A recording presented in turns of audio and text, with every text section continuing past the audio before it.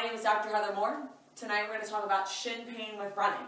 So this can be shin pain during your run, this can be shin pain after you run, but whatever happens, you wind up with shin pain. And we're going to talk about how that is, or how that comes to be, and what we can do about it. So first of all, when we're talking about shin pain, it can be anywhere on that shin. Sometimes it's down lower near the foot, sometimes it's up higher near the knee, sometimes it's right in the middle.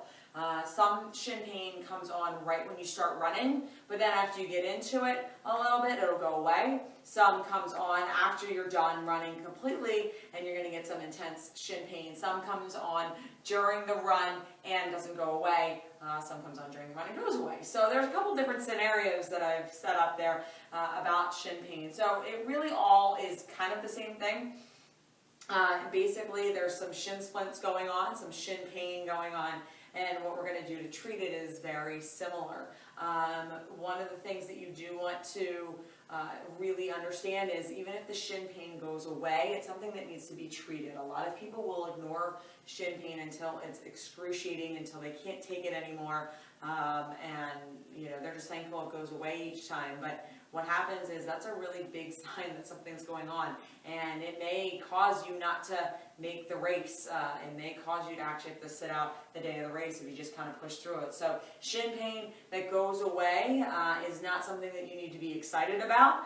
It is something that you really do need to address, because it is a sign of something going wrong in the lower extremity or the leg.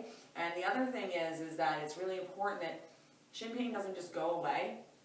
Generally what happens is you change how your foot hits the ground, you change how you run, you change how you walk, and that allows the shin pain to go away because you're taking the pressure off the shin, you're changing how the shin is being used. So what you're doing is you're actually setting up other areas to become injured, your hip, your knee, your back. You wind up with that compensation pattern that causes that pain in the shin. So pain in the shins that goes away, and a lot of it does, is not something that you should be relieved about. So it's not something you should ignore. You really need to pay attention to it. You need to address it, and you need to take care of it. You need to eliminate it. You don't just need to kind of gloss over it. So what is shin pain? A lot of times shin pain in the front is just shin splints, which is just more of an irritation of that shin, the muscles in the front of the shin. So why does this happen? Well, one, it could be due to over use of the footwear. So if you run a ton of miles, or you're not sure how many miles you put on your shoes, you want to make sure that you do have, one, the correct shoe. And if you haven't been fit at a proper running store, I suggest you go to a running store and get fit, get the correct shoes for your foot. Some may need stability shoes, some may need more of a cushion, but you really need to see someone who actually knows how to diagnose the foot and put you in that proper running shoe. After you've been fit correctly for that running shoe, you want to make sure that you adhere to the miles when it comes to changing out your shoes. Usually 300 miles. A lot of people try and push that. I know right around 300 miles, my shins actually start to hurt if I continue to push my shoes through it. So really try not to extend the life of your shoe. You also should have dedicated running shoes. So your shoes that you run in should only be for running. You shouldn't use them to walk around. You shouldn't use them to walk around the house, to go to work in. They should really only be for running. Now once you put your 300 miles on, they can move to your everyday shoes, which is exactly how I kind of use mine. Is everything kind of shifts down. I buy a new pair of running shoes, my running shoes then become my walking shoes, everyday shoes, and I throw the other pair away. So you can use them for a different purpose, but when you purchase a pair of running shoes, they should only really be used for running. It's really important not to be using them in all aspects of your life. You're going to wear them out much more quickly, and you're also going to change their wear patterns, which you don't really want to do. So back to why we have shin pain. So it usually is one that wear and tear because of the shoes, but a lot of times people go and fix that right away. So now we have some muscle imbalances, and we have some issues with how your foot is hitting the ground.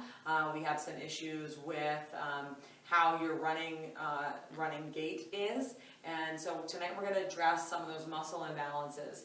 You really need to have somebody look at how you run, either outside or on a treadmill, to be able to address some of the issues with how your running form. So we're not really going to get into that because everyone's so specific. But tonight we're going to talk about muscle imbalances. So what happens is when your shin starts to hurt, you usually have some weakness here in this chain. And it's usually coming from your hips. So the first exercise I'm going to show you, I'm going to actually have Dave show you, is a hip hike. So he's just going to stand here. This is a very subtle movement, okay? And all he's going to do is lift his one leg up off the ground.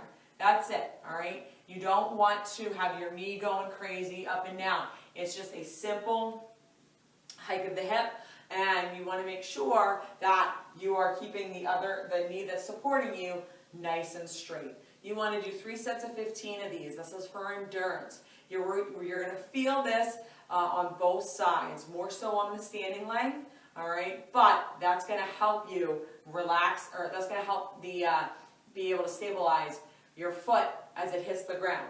All right, so that is the first exercise. The second exercise is very similar to the hip hike, except this is just going to be an abduction. So James just going to kick his leg out and then bring it back in. Now, what you don't want to really do is you don't want to rest it in between each one unless you absolutely have to. You want to really stand on that one leg and let that other leg go out nice and easy to the side. You want to make sure that your toes are pointed forward, all right, and they're not rotating out. You're going to want to get a greater range of motion by turning your toes out.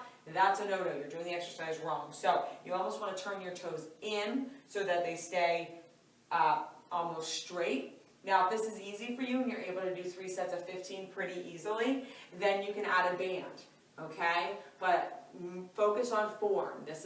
You really need to get that hip stronger, and because you're training for a marathon, half marathon, 5K, whatever it may be, you need that hip to be able to sustain that posture, and that you need it to be able strong enough to be able to I'm sorry, I can't talk that. You need that to be able to sustain its ability through that whole race. So don't rush to add the band, because you really want more endurance when you're doing these types of exercises.